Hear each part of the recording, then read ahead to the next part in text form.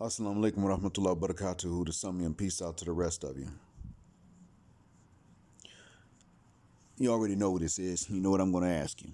Hit the share button because the message is more important than who I am. Colorism is not the disease. And that's why this is not in the title. I didn't title this one colorism.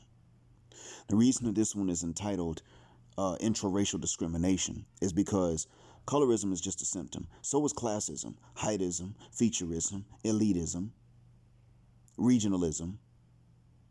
These are all just symptoms of an overarching, or some of you would pronounce it overarching problem. The real disease is just that we're trained to intra-racially discriminate. Not interracially. I don't really care how we treat people that mistreat us. Actually, I do care. I care that we treat groups of people the way that they treat us. Individually and as groups, that's what we should do. You don't find Southeast tropical Asians dissing us because we're black. We don't have to start anything with them. They're different. We're different. But we can respect that because they respect us. Generally speaking. I don't think that we should go up sucking up to South Koreans because they're not allies. They're not even neutral. They prefer the oppressor over us. But I'm talking about intra-racial discrimination. And I'm not talking about any race but black folk now. I'm not limiting this to a nationality. I know this happens in Brazil. I know it happens in Yard. That's Jamaica for those who don't know. I know it happens in Barbados. I'm sure it happens. I know about the States because I grew up there. I know it happens in certain parts of the motherland. Not everywhere like we think. It's not as bad as we think. But in certain parts, I know it's there. I know the Igbo and the Yoruba do this to each other. They're known for this. That feud is so famous that most of us on the western side of the Atlantic Ocean tend to think that the continent is that way. No, it's not really the case. And that's one of the major misconceptions I need to tell you. We black folks have a bad habit of underestimating our own diversity. And when I say we black folk, I'm not even just talking about black Americans. A lot of us are ignorant about it. We underestimate our own diversity, but we overestimate how divided we're supposed to be. A lot of us in the Americas think that any two tribes back home don't like each other. How realistic is that? You have some feuds, but how realistic is it to really believe that no two tribes back home can get along? Most people speak multiple tribal languages. I've met people from Liberia, they were Loma, and they spoke Bassa more fluently than they spoke the Loma language because Bassa is easier. And they grew up on the coast where they met Bassa people. But they were Loma and could speak Loma and English. So they were trilingual. I met people that were not even from a particular tribe in Liberia and could speak Bassa. There are people in the continent that you would look at and you wouldn't think that they were from the continent. They're indistinguishable from the people that live in India, and northern India at that, but they're African. And they've been living on the same mountain range for thousands of years. They look like that because of the climate at that altitude. And they're not exposed outdoors all the time because it's too cold at that height. May not be snowing, but it's cold enough. Then they get to talking, and it's not any Indian language that anybody in India would recognize. It doesn't even sound like it. They live in Ethiopia. I don't know the name of the tribe. So we don't know our own diversity, but we overestimate our division. This is a mistake. And this has led to the ease of dividing us on the western side of the Atlantic in the Americas from each other based on anything, arbitrary, stupid stuff. In every generation that grows up, even though the many parents would think that they were above teaching this to their kids, passing this ignorant, idness crap on, every generation grows up with the same socialization. And then by the time they're in middle school, they cannot be a united front against other people. They just can't do it. And we need to cut this mess out. Colorism does have its misconceptions, and we need to get rid of these misconceptions as well. Light skin privilege is nothing. It is nothing. It is trinkets in exchange for a promise to act in ways that would divide the rest of us. And most of us will not accept those conditions. So the trinkets vanish and no more come. That's what happens. The job promotion that you saw that light-skinned lady get before everybody else, that came with a condition, and when she found out what the condition was and she reneged on it, she never got another promotion. She might have kept that position, she might have been demoted, but she never got another one. Why? Because the hope was that she would be divisive, and most times we won't do that because we know who we come from. So there are misconceptions, and I do want them to be addressed. But in reality, as much as we do need to discuss colorism, we have to understand, remember, it is a symptom. It is not the disease itself. The real disease is our socialization. The real disease is taking on trauma and coping mechanisms that we developed, which may have been necessary at one point, but then passing them on unnecessarily to other generations in the name of culture. You want to know an example of nigger culture? Go to a cookout and just start complimenting people. The same way that we diss people, really creative like, real wit like. Use that same wit to give some compliments. You don't want to do that because you already know the culture is if you do that, people going to ask you, man, why you kissing ass? It never occurred to any of us after all these years, all these centuries in the United States, it never occurred to any of us to flip that with another question. Why is giving compliments the same thing as kissing ass in our culture? Why is there no difference between the two? Simple question, shuts all that down. None of us ever thought to do that. Because the real issue here is not that we started off as niggas. It is that we were taken away, traumatized, and niggerized. And now we pass on niggerization as culture. Jigabosny as culture. Nigger business as culture. Idness stuff as culture. Stereotypes as culture. We've been passing on white supremacy as culture. We just don't know it. We think we haven't. But we've been doing it. That's why if we have a cookout, white dude shows up with invitation, we've oftentimes felt the need to at least give him a shot. Like, what's he doing here but give him a shot? But let anybody show up to the cookout we don't know when he's really dark or really pale, and we just go in until we can find out who invited him. And even then, based on who invited him, it could still be a problem. And granted, I might be exaggerating it a bit. I'm talking about when it comes to a stranger. We may not do that with someone we know, but if it's a stranger that happens to show up at the cookout and we're not sure yet who invited them, we're going to ask questions. But if it's a white cat, okay, well, glad to meet you. Who you here with? We want to give him a chance. And how do we know this? Jason Roger Pope gave him a chance. And look what he did. But we don't give each other the same chance. And granted, we're not really violent savages like we're depicted on TV. That is a stereotype. But the problem is that even though most of us are not that bad, most of us still think that the rest of us are that bad.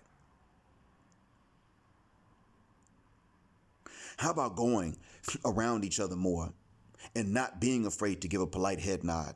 How you doing this morning? With someone you don't know. How about not being afraid to wittily give compliments like, your barber, I need to know who your barber is. You certainly know how to pick a barber. And even if he says what that's supposed to mean, exactly what I said. Your haircut is so sharp, it could cut bread. Whoever your barber is, I'm going to get him a shot. There you go. That's not kissing behind. You think it is, then you got a problem. And your problem is nigger culture. But we are dealing with a sickness. And part of the cure isn't changing in how we think, so that we can change how we behave. But sometimes you got to change a behavior so that you can change how you think. And then from there, you can change a bunch of other behaviors more easily without much effort. Give it a shot. Compliment some people you know and some people you don't know. Some people that are really witty and like to go in, come up with compliments. And even if they rip one, you say, wait, you got a wit on you. And that's good. How can I use that same wit to come up with some compliments? They be like, why would you want to do that? You just say, why not? What would happen if black folks did this more often? Will the world come to an end? These are things we need to start. We need to start having these conversations with each other. And granted, I'm not saying that you can't joke, because jokes are necessary. We're human. You joke with your friends, and that's okay. That's normal. But in front of the kids, could we at least watch this stuff? Because right now the kids are picking this stuff up and they're like sponges, and they're in elementary school, and then by the time they get to middle school, they picked up the same thing, but they can't give compliments. High school, they can't give compliments. But then something happens.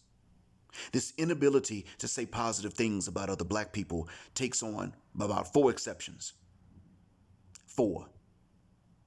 And you're not going to like any of them when I mention them. Now, one you may not like or two of them you may not, one, yeah. About one, it's 2 of them you're not really going to like or dislike when I first mention them. But when I tell you the conditions and what they got in common, you're going to realize why they're a problem too. We make 4 exceptions for fighting, fornicating, athletic ability, and rapping. These are the things that we're allowed to give somebody a compliment for in the community. Oh, I'm sorry, the 5th one, drug trafficking. Even though most of us don't traffic drugs, just like most people in the world in general don't traffic drugs, most people don't do it. Now, there are some other things. Like, if somebody can knock back 7 bottles of Hennessy and still dance and not miss a beat, boy, that nigga can drink, boy. Or somebody can hit like 7 blunts and be straight. Shoot, boy, that nigga can smoke some weed. Can't see, so we might still give some compliments for stuff like that. But think about something that is unquestionably positive. Can we give compliments for that? We can't. Without being afraid that someone's going to ask us why we kissing behind. And that's exactly where we need to confront that fear. So, and let's take rapping and let's take the most innocent of the things that I mentioned. The most innocent of the things I mentioned just now. The entertainment and the athletics. You can rap, you can sing, you can dance, you get compliments for it. But your dancing's got to be lewd. At some point, you're going to have to shake some private parts. Unless you're acrobatic when you dance, and most human beings are not that. The other one, rapping. But your rap content's got to be negative at some point.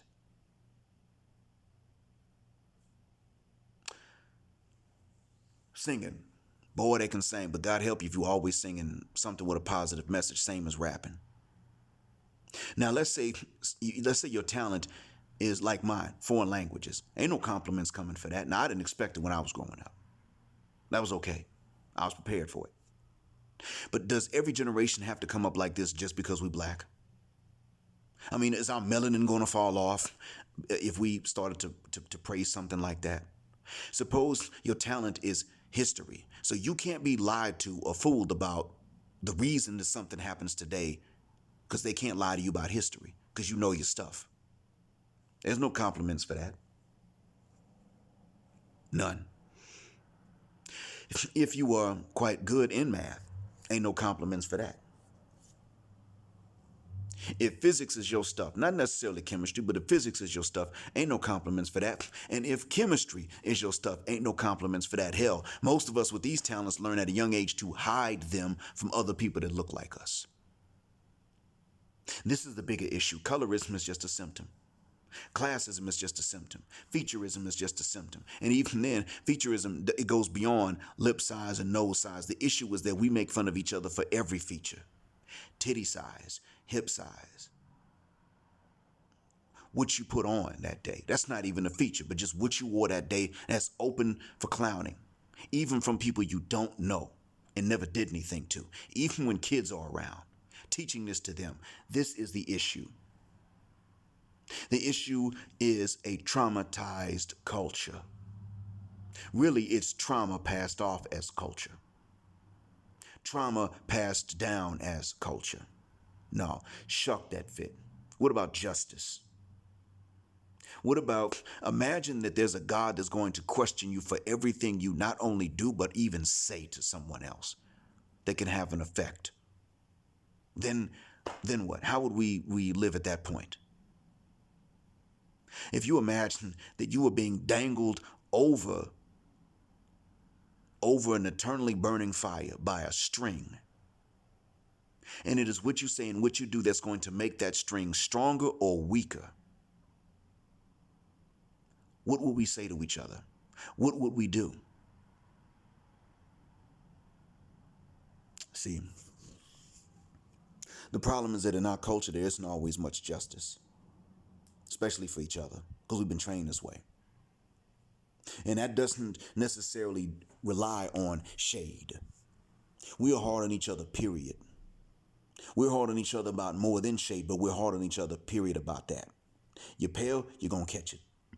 And you're going to be told to fuck the shuck up and take it because you got light skin privilege, even though the privilege that they call a privilege is nothing but some little funky behind trinkets in exchange for your loyalty that most of us don't even want to take. You are still told that because somebody else that looks like you sold black folks out, you got to take it, when in fact selling us out really did not depend on that. And in actuality, there were people that could have passed and spied on white folks. I know about one of them, Walter White. He was actually a friend of my mother's family.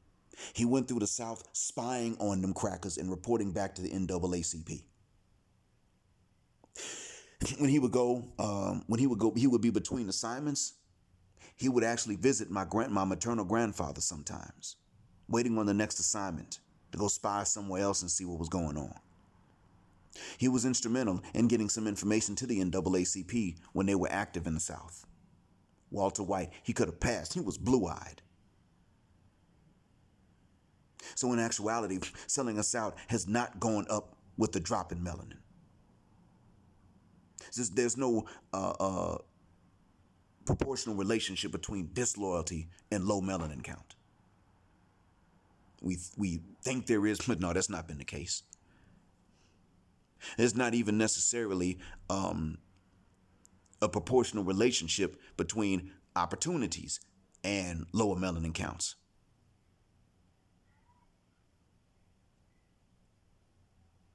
And that's not all. Because I said, this is not only about colorism, it's about all these isms and why we would have them in the first damn place. If you make it, if your parents made it, and you're okay, you get a good start off in life. You're not wrong for that. But what happens if you got cousins whose parents didn't make it? How often do you get put on guilt trips, if not by them, then by somebody else from the same neighborhood? How about then? That means that we are trained to associate ourselves with bad neighborhoods by definition, not by cause, external cause, but by our own definition.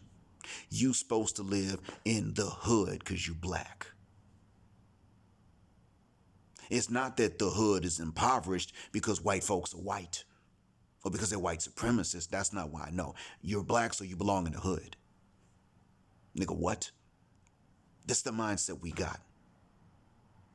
And I've already recorded this once, and I went on for 30 minutes and realized how long I've been preaching, and I said, let me erase that and do this again. And even now, I'm approaching 20 minutes. Part of the solution is going to be that we're just going to have to confront negative programming within ourselves, inwardly and outwardly at the same time. And when we defeat one of these things, we're going to find it easier to change other behaviors for the better. But the next time the family or just some friends or the neighborhood or whatever it is has a cookout, try going with some compliments. So instead of working on how you're going to diss everybody and how you're going to be clever and witty, instead of working on that, how about working on how you're going to compliment and what you're going to bring to the place? How about doing that instead? How about and having them prepared, you know? How about telling the chef, man, you put your foot in this, or the man on the grill, yep, that was banging, bro, and give him a fist bump. I ain't kissing behind. You telling the man he cooked. Turn around, you can say to the other one, complimenting a haircut or something. Some people you know, whoever you're talking to. It ain't got to be everybody. But how about making that a part of your repertoire? Some actual compliments. And even, and this is more important, how about complimenting each other behind each other's backs the way we talk bad about each other? Not just, oh, that's my boy, you know, like for real, that's my nigga, man. That's a real nigga right there, man. That's my nigga, bro. That's my road dog. No. How about saying, yeah, I actually can trust that man with a secret, and I think you could too. You know what? A lot of people wouldn't tell the truth in a situation like this, but he did. Yeah, that man right there, he never tries to embarrass anybody in front of other folks. I mean, I'm not saying he lies. He just doesn't try to shame people in front of others. That's something we could learn from. How about things like that when they're not around? I don't care. Don't tell me that nobody does this. Don't tell me what other people don't do. Because, see, we think that we're more divided than everyone else anyway. It's not true, but that's what we think. So why don't we work on it? At least we're talking about it. Why don't we work on it? And why don't we stop using what other people don't do as an excuse to not do it if it's good and you can afford it and it don't cost you nothing? And you got everything to gain from it. What about that? That's really important. How about saying something nice about someone, respectfully, but nice about someone when they're not there? Even if it's God bless him. Why are you saying that? You know, man, he's a guy you can trust with a secret. I'm not going to tell anybody else's secrets, but I know he doesn't either. He's a guy you can trust with it. God bless him for it. Or, you know, man, you could even say, you know how some people steal money if they see you lying around and act like they ain't do it. He sneaks money to people sometimes if he knows they're in trouble. You could have swore you had $10 in a shoebox or something. You go back and you got some extra tens in there. Yeah, if that happens, it's probably him. Stop and think about that for a second. What would be the psychological benefits if we started this and our kids saw this happen? You know what? For this message, please, I may not have asked you all to hit the share button twice in another message, but for this one, I'm asking you a second, third, fourth, fifth, sixth time. Please, please, please, please, please, please, please, please, please. I'm sure that was more than six. Hit this share button. And don't even tell them who it is. It don't matter. Tell them to listen to the content. I might not live there in the States no more, or even in the Americas as a whole. I don't live there with y'all. But straight up, man, I still got relatives that do, and they're going to have babies. And it's beneficial to me. It's beneficial to you. It's really beneficial to my kinfolk and to you and your kinfolk. And it's beneficial to black folk that ain't even born yet if we could do this. Other communities are not as united as we think. They're actually more divided than we think. So that's one thing that maybe could bolster your morale in this. This means that you have an easy chance to get ahead. They got rivalries that span back thousands of years and they ain't going nowhere. Our rivalries span back 400, and we might think, what about the tribal rivalries? They really ain't that bad, to be honest with you. Now, that's another topic for another recording, but the truth is our rivalries, the tribal ones, really ain't even that bad back home. So no, we're not very united, but we were never as divided as we think that we were in the first place. We've underestimated our diversity. Even on the continent, we do that. And we've overestimated our divisions. But if we actually understood how divided we're not compared to others and how diverse we are compared to others, we realize our potential to get ahead. The Chinese and the South Koreans get along okay, but you know what? All the Chinese don't like each other. Pakistanis don't like each other. You can exploit those divisions easily. Ask someone what village his or her parents are from. If he says one village, that means they're both from the same one. And you say exactly. You know what? Yeah, exactly. Because they got to be from the same village to be compatible. But who said that? Who made that rule? Especially if y'all are one country and y'all are so unified, then why is that the problem? And then if they give the names of two different villages, you can say, okay, cool. And how do the grandparents feel about that? Since they're from two different villages. Maybe they say we're in neighboring villages, so it's no big deal. And even if they say something like that, you can say, and that's good. I mean, I'm glad your grandparents were fine with it. The issue is that they had to be from that close to be considered compatible. It's not that they chose each other. The issue is the restriction. That means y'all ain't united, and they're not going to be able to come back from that. But I'm talking about us. Suppose we simply worked on starting more positive interactions between each other. And when someone wants to question you about it, why you kissing behind, why is it that compliments from one black person to another are considered butt kissing? That's the real question, blood. That's what you ask them. They ain't going to be able to come back from that either. I mean, the worst they're going to be able to say is, well, it's like, I mean, you know what I'm saying? All of those are fillers, and that's not anything concrete. What is the problem when black people start to compliment each other? They're not going to be able to come up with a problem for that. So please share this. If you heard this, someone shared it with you, spread it. Pass it forward. Share it. Tell them to share it. If you got this message, share it with somebody else. I don't want you to send me nothing. It doesn't cost anything in any direction. But maybe we can actually save each other a lot of expenses and heartache and trauma, especially in future generations, if you hit the share button after you finish listening to this. And everybody does it. Don't ask who I am when you do it. It doesn't matter. I'm a man that wants you to ask God to forgive me for my sins and count my good deeds when I got to stand in front of him. If you're going to pay me back, do that for me. The real way you're going to pay me is you're going to pay it forward by hitting that share button.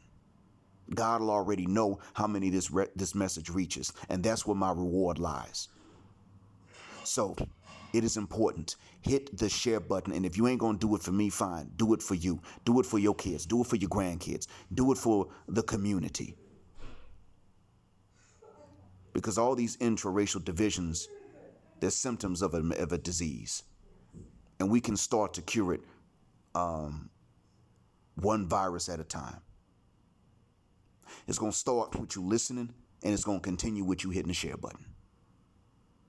I hope that what I said helps out, and I mean that from the bottom of my black heart and the depths of my black mind. Thank you for listening. Signing black out. Assalamu alaikum.